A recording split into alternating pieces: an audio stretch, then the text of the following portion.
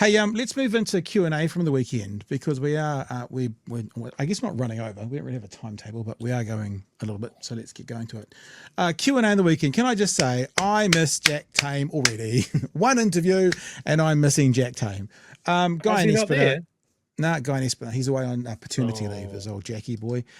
Because there's a few minutes that I know that I was watching this where if it had been Jack Tame, he would have said, it's a beautiful question. What is your evidence for? That question didn't get asked at all. That's a Jack Tame staple. But it was still quite an interesting a bit of information. And I don't know if it was with you, Chewie, but I said either last week or a few weeks ago that I think Erica Stanford's the next leader of the National Party. Did I say that with you or someone else? I know you have a mad crush on her. I'll go on. So that might be... Just because she slid into my DMs once. She just slid into my DMs just once. Man. You're a married man now. We were talking last week, I think, and we were talking about the front bench, and I said something like, most of us rated Nikki Noboats prior to the last election as being more competent than Luxon. But to be honest, since then, my opinion on her political analysis has gone down, down, down, down, down. And we were talking about it, and I was looking at their front bench, and I went, Erica Stanford's the next leader. I just think Erica Stanford's the next leader, and this interview has done nothing but confirm that for me. Part of it's going to be, wasn't Jack Tame to quite nail her down as much, but she does pretty well with most of her answers, even when they're bullshit. And I'm just saying, you heard it here first. I think she's the next leader of the National Party. All right? Just remember this moment.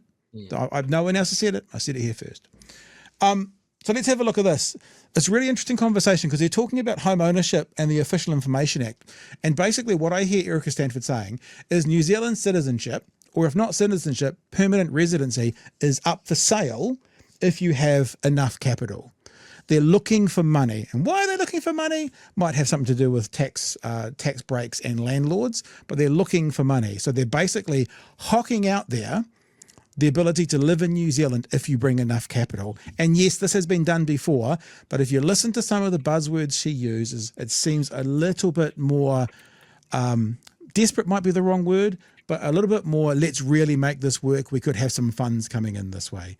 Erica Stanford talking to Guy in Esplanade about New Zealand citizenship up for sale for the rich. They're my words, not theirs.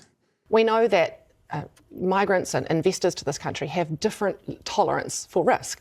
And to be honest with you, many of them just want to make sure they secure their visa. Okay, that's one of the lines that flicked my wig, right? They just want to secure their visa. She's talking about capital, she's talking about investment, and she's saying many of them just want to secure their visa. So what she's saying is many of them are just going to do whatever they need to do financially to secure their visa, aka that visa is for sale. Right, I've got plenty of this to play, but I heard that sentence and I went, that's far more telling than Guy in Esplanade gave it credit for.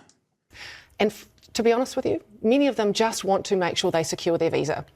And they will say, look, actually, I'm quite happy to put my money in bonds, but what we do know is from research and anecdotal evidence, and it's not always been the best, which is why we've made sure we've built into this new policy data collection. What we do know, though, is while they are securing their visa, they're off investing in Kiwi startups and Kiwi businesses and higher risk. Their risk profile shifts over time, and what I don't want to do is close the door, which we have been doing, and say, look, I'm sorry. Actually, we're going to ignore the fact that even though you might come in and invest in bonds, that you actually do a number of other things. Okay, you've said in your press release that you want these people not just for their capital and skills, but to, quote, build a life for themselves and their family here. So this is about Overseas Investment Office, right? This is about home ownership. At the moment, if you're not a New Zealand citizen, you need to get basically permission from a government office to buy a house, to buy property here. If you're bringing all these multi-million billionaires over here, they're going to want to buy a house. True. How is that going to work? And National feels pretty weak with these answers on protecting land for New Zealanders. Doesn't that mean home ownership? I actually believe that it does. And look, those conversations are ongoing. There are a couple of things. There's sort of the trifecta, if you think. Hang on, let's just back up because that's significant. Yes. You do believe that home ownership is part of this deal, or should be? Look, I think that the clear message we've had from these incredible people with amazing skill and resource is that, yeah, they want to be able to have a base here. They want to invite their friends here and show off their home and raise their children here. And their yacht and their view And their of Lake bunker Wanaka outside and their of- bunker. Yeah. Yeah, and their super yacht at Auckland Harbour. Yes, that is a barrier, and that's why those conversations are being had at the moment. So you want to rescind or relax the foreign buyers ban? In this small part that I'm playing my part in, Yes, I do. which is these migrant investors, because it's all very well to say, please come here and bring your tens of millions of dollars and invest in our companies and bring all your benefit to New Zealand, but you can't buy a house. You can't bring up your family here in a home that you own. You know, and that's the coalition deal that you signed up to, though, isn't it? Well, look, as I say, those... Yeah, because Winston said no. So they're a bit stuffed with this. Those conversations are being had, and I think people... Have they been held at a cabinet level yet? I can't say what happens at cabinet. You know that very well, but nice try. I didn't ask you that. I asked you whether you'd brought it to cabinet. There are conversations that are being had at different levels, and no decisions have been made yet. But has that been taken to cabinet yet? I can't tell you what has and hasn't been taken to cabinet, but what I can tell you is, my personal view is that if you're going to ask these people to come here and invest significant amounts of money in Kiwi businesses, they should have the ability to buy a house. That's my personal view. And look, as I say, conversations are being had. I've just spent a lot of time with investors recently, and it's not just also about houses. It's about the visa settings, and it's about some of the tax rules as well. And we'll talk about some of that stuff. But just to be clear, I mean, you campaigned on a 15% foreign buyers tax on houses over $2 million, and it was going to get $740 million revenue sort of across the board. Are you looking at resurrecting that policy, or are you talking about specifically limiting it to these wealthy migrants under these categories? In my lane that I'm working in this particular visa, I'm just looking at these people. When we say to them, please bring in 10, 15, or 10, 5, 10, 15, 50 million, depending on what they decide to invest outside of their initial investment. I think it's a reasonable proposition that we say to you, actually, you can buy a house here. That's my personal view. Those are conversations that are being had, but it's only in that very narrow lane at this point in time, because that's the policy I'm working on. And are you confident about getting that past Winston Peters? No. Oh, look, these are discussions that are being had well above my pay grade. And I've been involved in them as well, but look, I'm hopeful, because if we want to make sure that we are encouraging these people to come to New Zealand with their skill and their capital, we have to have a good proposition. But and honestly, in saying that, it's not the biggest barrier. It's a barrier, but it's not the biggest barrier. Okay. And all these people are wanting to come and invest regardless of the house price. Okay. Well, that's good, because if they wanted to come regardless, Chewie, they don't need to buy a house. That's just answer. That's simple, eh? So, yeah, this will be struggle to get past Winston Peters. It's fascinating. It does really. I know this might seem obvious to all of you, but it does really feel like National is still scrambling for money, and now they're putting permanent residency on the table for enough capital. If you watch that whole interview, the number of times she says the word capital, but I guess she's there for that. But it does feel a little bit more than just investment is good. It's like, we need investment. That's the vibe of it, Chewie.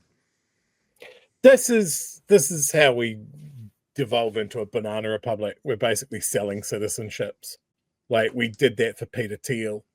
Yeah. And he's working very, very hard to absolutely crush the country that he's in some libertarian wet dream. And if it goes wrong, if it descends into a race war like he wants it to, he's got a little bolt hole here. I think it is an absolute fiction that these golden visas ever accomplish what people like Erica Stanford are going to say that they do. That certainly wasn't Australia's experience. Yeah, we're about to go into that.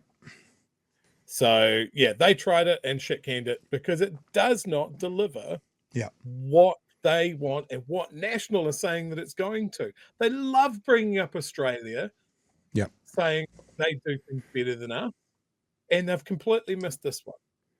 I think... Well, maybe... If you're going to say bring money and invest it, and you're going to invest it in something that our country is set up to do, you are going to invest it in housing, and you're not going to solve that productivity issue that you have identified but will not solve. So that exact point that you're saying, they talk about how people just basically bought retirement in Australia. So it didn't do what the government said it was going to do. What this government tends to do, and they've said it over other examples internationally, is like they go, oh no, this is very different. And it might be different. I mean, there's nothing that's always going to be letter to letter identical, but very different. You know, it's the same idea. And as you say, Chewie, we'll play. It's only 90 seconds, I think. This is the experience in Australia. And Rowan Simpson, a tech investor, he's just got a new book out. He was one of the big players in Trade Me and Xero. He said something similar in his book. He's critical of these kinds of visas. And the common theme there is that some of these people have done their hustling and done their sort of invigorating work early, and they're looking for sort of more of a retirement option. Shouldn't we be looking at people with the hustle rather than promoting? It's so true, though. I mean, like, if you look at a visa, a visitor visa, a working visa, like to get into the UK, like below 30, it's heavily weighted for people who can actually add to the economy. Above 50, it's a real negative, and I guess unless you're bringing in, when we're in Auckland on the honeymoon, what's his name? Murdoch, not Murdoch, the other one who did Packer. Kerry Packer's boat was in at the viaduct, 108 metres long. It's now his son's, James Packer's boat, 108 metres long. When they bought it about 15 years ago, $222 million US. So he's okay to retire. He's not going to be a drain on the health system. But when you get those people who have got enough to get in, but not enough to live comfortably for the rest of their lives, then retired people cost the country more. And this is what Australia saw. New Zealand as some sort of retirement option? Well, firstly, we need to do a bit of both, but not the retirement option. I don't agree with that at all. But you want people at the beginning of their career, and also you want people who've had an amazing career and gone out there and built all of those connections and have all of that skill and knowledge and passion. I've just recently been on a trip through New Zealand with wealthy, mostly American investors who've come here. The skill that they bring and the passion they have for this country is absolutely incredible. We need that here, because if New Zealanders want their children to work in businesses that are growing, that are cutting edge, that are being taken to the world, we have to make sure they have access to capital. Okay. And these are the people to help us do that. Are there age limits on these visas? There aren't age limits on these visas. No age limits? Look, so you could be 80 or 90? Well, if you're worried about that, we also have a parent retirement category visa as well. And so, there's many options, there's many options in New Zealand, right from bringing your skill as a worker, coming in as a 20-year-old, right through. But just to be clear, no age limits on this? There are no age limits on this, but also we're making sure that they must bring in the capital that we need. Yeah, sure. It must be invested for a certain period of time, and that they have the skill that we need. Yeah. So again, capital. Yeah, thoughts, Chewie? Aspirational. That if you want your children to go up and prosper and work for a foreign tech billionaire, that's what New Zealanders want. You want to work for a wealthy person. You don't want to be a wealthy person. How fucking insulting is that? Like, you're talking, she's very clearly talking about Americans here. If you are attracting those people, and you are talking about people that have become skilled at avoiding their tax obligations, of participating in a society that throws people away. Are they the people that we want to bring in? Or do we want to bring people in that don't want to change New Zealand in that way? Yeah. Are we wanting people to come here because, hey, I love the mountains and the lakes, and I don't think I pay enough tax? Is that the people that we're attracting? No. Yeah. Why don't we empower our own wealthy people that are here now to stop investing in houses, to stop putting their money in the safe piggy bank, and start fucking risking some of it on the good ideas that are in this country now, the people that can't get the funding to do their idea or to market their product or to even develop their product, because the housing market is safer for your money. It's retarded. I wonder if there is a way. Because like wealthy in New Zealand, it's been shown that the 300 richest families don't pay their fair amount of tax proportionally. I wonder if there's a way of giving them like a category of investment that they could then drive what should be getting paid as tax into a particular kind of investment that can't be houses. Like there's a category, a list of them, and actually encouraging them, not through a tax break, but maybe that they don't have to pay tax on, to drive money into investing in these areas that you're talking about, Chewie, that aren't just going to be a literal land bank with bricks on top of it. Well, here's the thing with that, Pat. These people will spend all of the money to make sure that none of the money goes to taxes. So don't give them a loophole. Just don't give them the loophole. It is you need to have a thing that doesn't have loopholes. Yeah. You just need to go, you have enough money now we're going to take the extra money that you have and we're going to build 15 schools and a hospital. Yeah, I Oh, mean, you think you could use that money better? Well, I guess you should have before you ended up with a huge money pile. and Because just we wouldn't remember, be knocking on your door if you were the guy building hospitals. 93,000 new people living in New Zealand over the past few years. Every single year that they came in, there should have been a new hospital.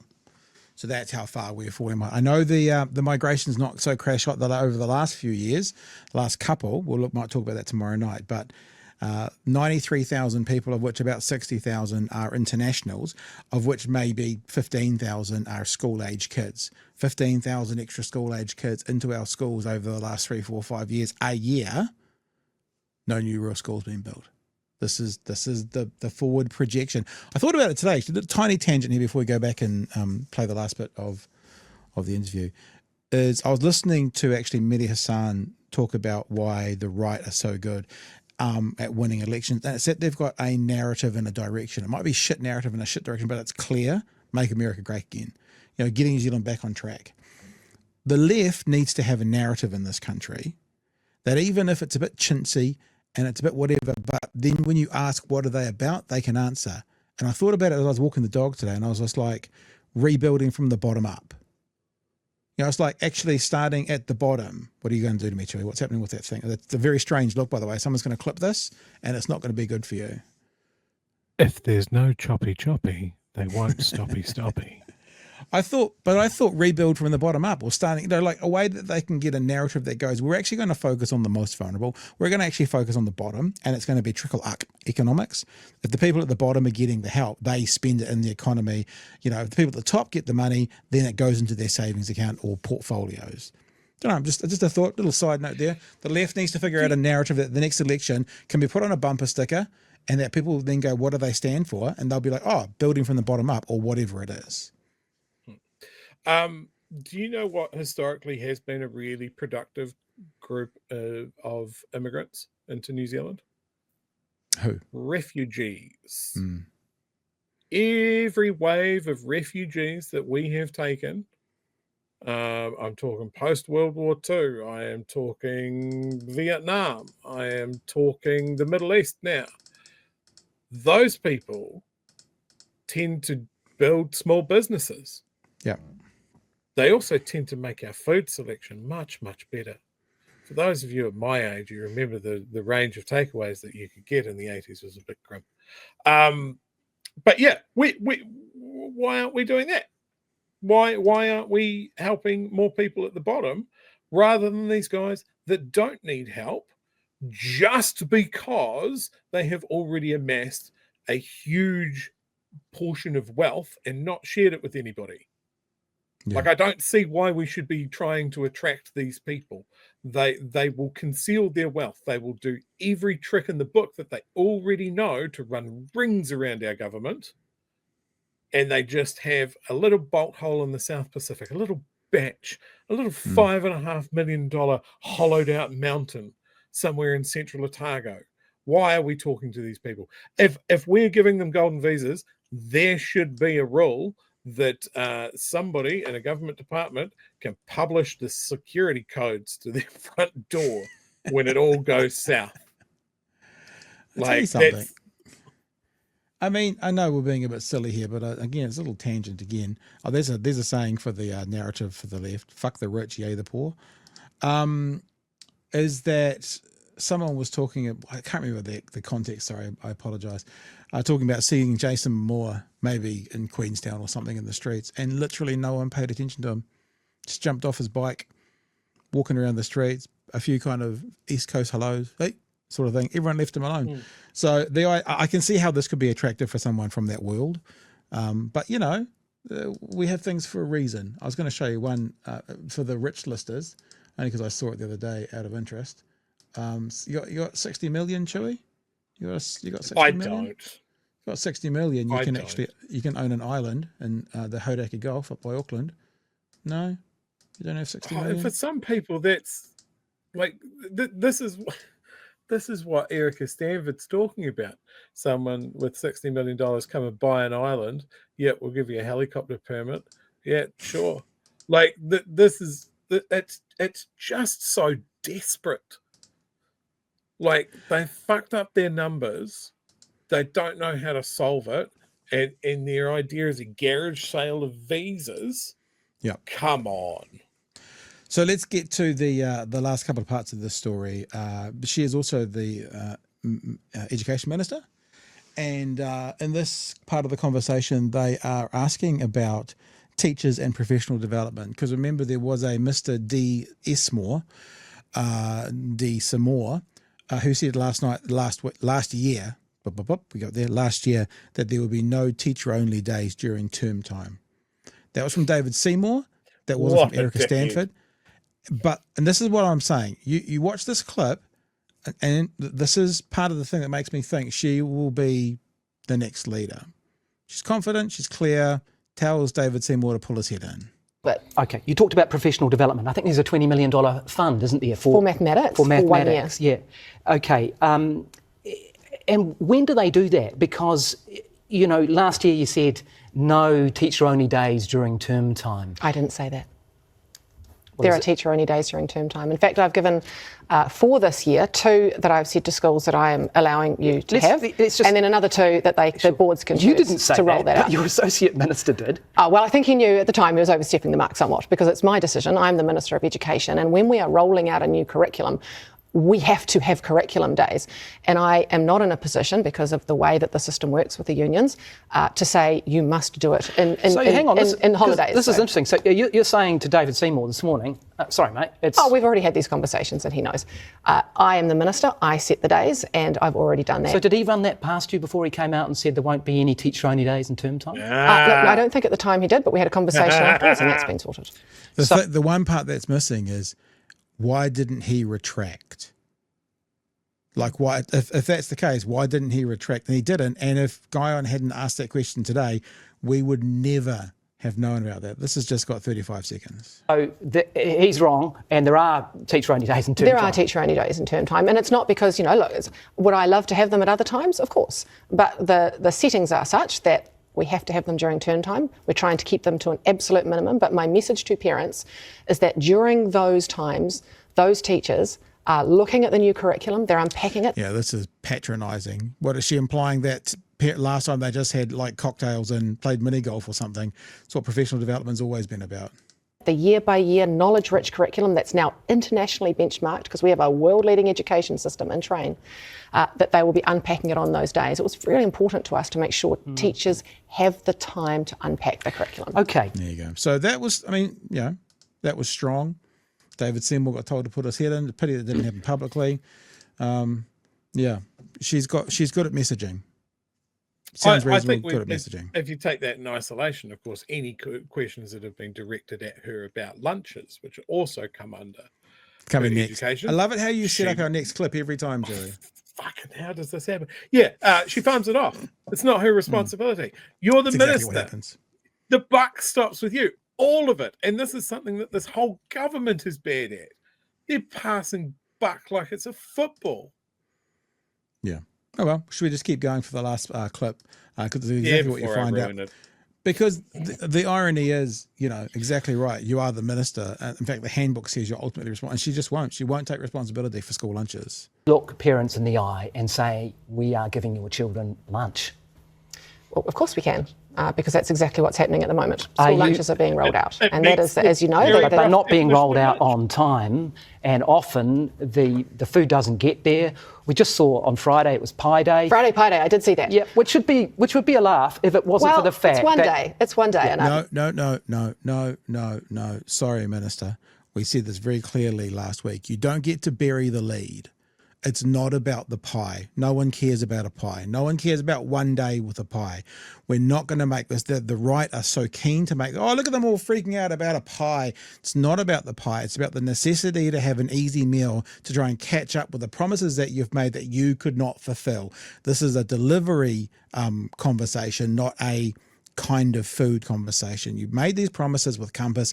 Compass didn't have the processes and practices to be able to fulfill the promises that you guys made, and they've had to have a pie day to try and get ahead of themselves. It's not about the pie. Don't bury the lead. It's about the processes and practices that you promised that you then didn't fulfill. You got anything, Chewie, before I hit play? It's a little bit about the pie. No, I don't think Mrs. it's about the Max pie. is a dreadful pie. The dreadful Australian-owned pie. Here we go. No one's laughing at Pi Day. Well, I think the children enjoyed it. Look, Sure, there are. but how much of a distraction is this for you?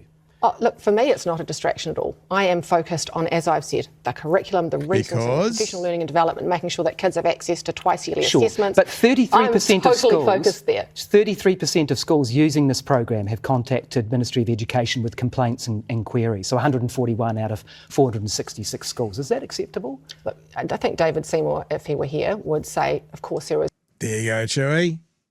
There you go, Chewie. 6 schools. Is that acceptable? Look, I think David Seymour, if he were here, would say, of course, there is going to be teething problems when we move. I know that he But it's said your recently, responsibility ultimately, well, isn't it? It's actually his responsibility. But what under he the has Cabinet said, Manual, responsibility for the portfolio always rests with the Principal Minister. As you said before, with the teacher-only days, that's you. that was me. He was stepping outside of his responsibilities. So lunches is you as well.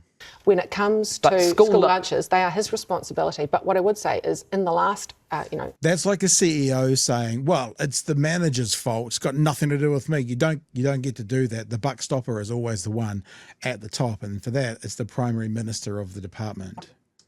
I love this sorry, idea that that David Seymour, an experienced politician, just he's fresh in the job and he doesn't know where the boundaries of his role are. Yeah. That's hysterical. And then when it comes to Compass, wasn't the whole idea that they went to this foreign overseas company was because of their experience? You would hope that experience would mean relatively few teething problems, and all we've seen is teething problems. Yeah. We've seen it cost. I saw an estimate of 2,000 local jobs that were providing food to children on time, healthy. Not Mrs. Max pies. All right. Last bit. responsibility. But what I would say is, in the last, week or so, we've managed to, he's been saying publicly, we've managed to get up to, over 95% of on-time deliveries. So things are improving. Yeah. Of course, for those children who are not getting a meal on time, it's not good enough, which is... There you go. I was going to say one more thing, because we did this the other day. 95%, they were listing about 500 schools, so let's do this. So 0.05 times 500 is, of course, 25 schools it's falling short on. Average number of school students is 275, so that means on any one day, nearly 7,000 students. 7,000 students have been screwed. 7,000 kids. 7,000. Yeah, that's 5%. That are expecting a lunch. And they've already targeted this right at the most in need. So 7,000 of the most at need kids who are, maybe that lunch could be their only meal. You just don't know their situation. Doesn't turn up. Turns up at 2:30. It's cold, inedible. Like, these guys are way too fucking blasé about this. Like, if David Seymour was out there railing against this company not hitting their targets, that they were taking the contract off them, were giving it to someone else, they have failed. But he's not doing that. He was trying to talk about this Pi Day as a celebration of 1 million kids' meals delivered. Bullshit. It was on Reddit 3 days beforehand that they were ordering that because they did not have the meals that were promised. And they were scrambling around of how to do it. Like, they just think about, if it was the government, if National was in opposition and it was the government, and these are my numbers, but based on the logical numbers she just said, and if it was the government not delivering 7,000 school lunches a day, what do you think this current government would have said of Labor when they were in opposition if they were fucking up 7,000 school lunches a day? Do you think they'd be, it's close enough, it's pretty good, so 95%, no problem? Or would they have been hauling them over the rails? Of course we know what they would have done. Like, and that's without even mentioning this whole thing. Did you see the halal thing? Yeah. About it? Oh, it's halal friendly. Not certified, because that would cost this giant international company too much money to get halal certified. I'm sorry, if it's a religious thing, it being friendly isn't good enough. Like, and my first thought when I saw that, when they were talking about it being halal friendly, what if we changed the wording a little bit? What if it was kosher? Exactly what I said last week, Chewie. Would we be having the same problems with that? Like, it's just remarkable. Okay, sure, maybe David Seymour has saved the taxpayer a bunch of money because these meals are $3. Are the kids getting $3 worth of food? Debatable. Like, why don't they just give them $5 and send them to the dairy and hope they don't come back with cigarettes?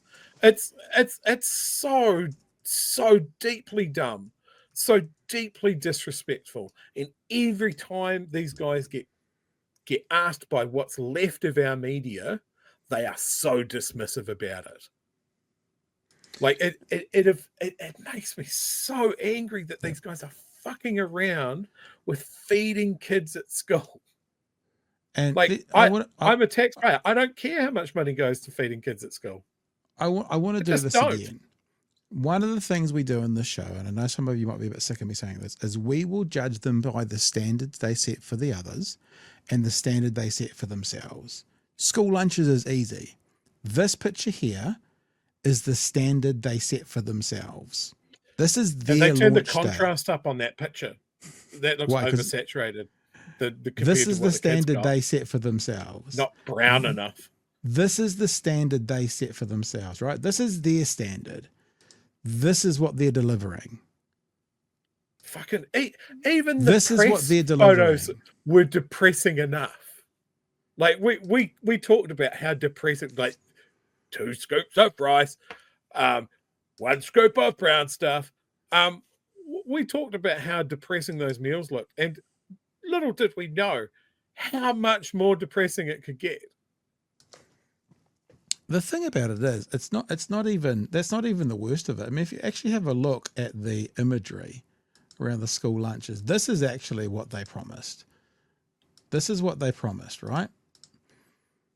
Okay. Fresh bread. You're going to choke it down again. Look, yeah. Fresh bread. Yeah. Fruit, like muesli slices. There's those things like that's like fudge and stuff. Fruit, yogurt. That's their standard. No one's putting that in their. Oh well, I was going to say putting it in their mouth. Quite literally, no one's. That's their standard. That's what they're fucking delivering. There are so many ways that this could be solved. Like, here we have a problem where we look at the supermarkets and go, hey, look, you guys have a duopoly. You have a massive advantage.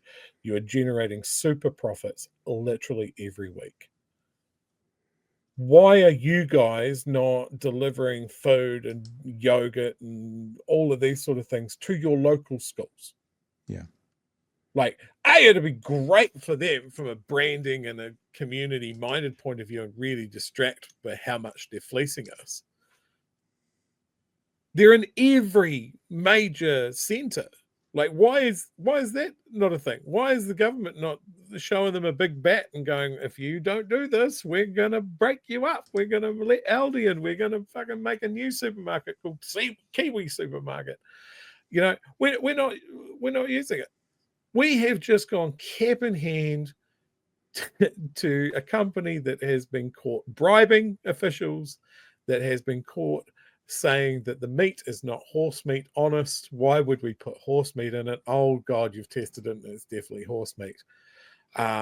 We've given feeding our kids, the next generations, to an overseas company that feeds prisoners because it hit that $3 mark. What are we looking at? Like what are we looking at? Look, I know I've done it. Look. It looks delicious. There's slice there. There's apples. There's yogurt. There's buttered chicken. You know, up here I even saw, look, there's spiral pasta. But just remember, some of this might be halal adjacent. And that's what they're delivering. I just want to say it one more time, right? This is their standard. We're not criticizing them on some ethereal thing that we think is best. This is what they said. and that is what they're delivering. This is them not doing what they said they would do. There's no whinging from lefty whinging. Oh, what do you expect? Fucking woke sushi? No, no, no. At the very least, we expect you to abide by the standards you said you would, and you showed us. That's what we want. We want food that's nutritional. We want food that the kids will eat. And we don't want the wastage. Look, they campaigned on wastage. How much of this bullshit gets thrown out straight away? Yeah. You know, Yeah. I saw Chloe Schwarbrick's bit in the house from last week where she said, hey, you guys going to eat this? And Luxon thought he was the world's best comedian by going, I'm more worried about the kids that you nicked those from. Apparently taking a swipe and saying that Chloe Schwarbrick steals food from children is not a problem. Like calling a politician a liar apparently is. And also remember, it's just dreadful. But their policies are literally taking food out of children's mouths by not turning up on time while they're making some stupid joke about Chloe Schwarbrick taking the food out of children's mouths.